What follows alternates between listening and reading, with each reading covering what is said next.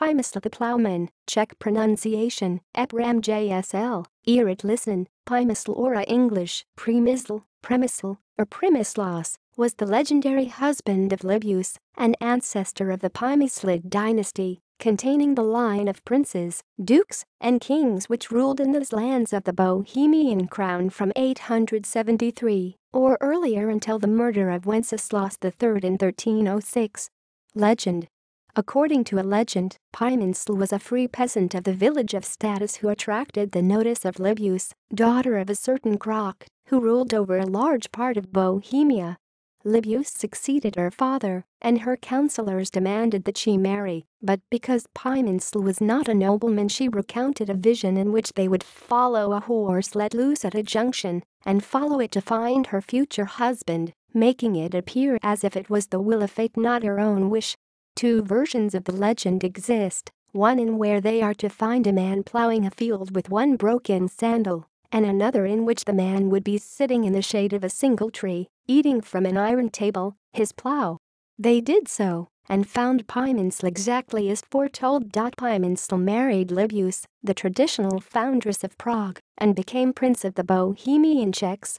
However, according to the legends, because they found him before he had finished plowing the field, famine was anticipated for the land, and did actually come about.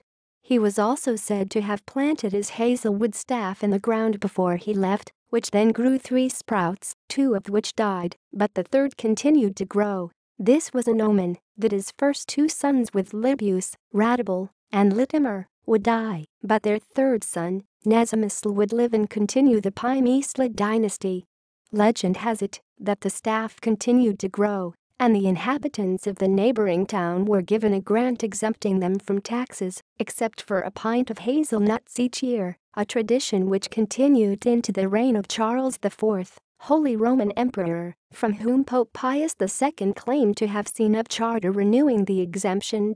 He was also said to have removed his peasant's bast shoes before donning the royal robe when he was discovered, and ordered the councillors to bring the shoes with them and keep them as a reminder to the people that a peasant had risen to the highest rank, and to his successors to be humble, remember their origin, and defend the peasantry.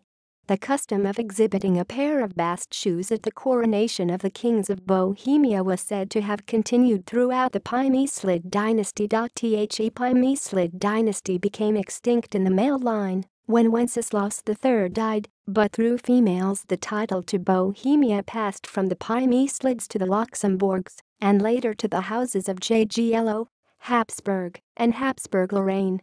Medieval literary traditions.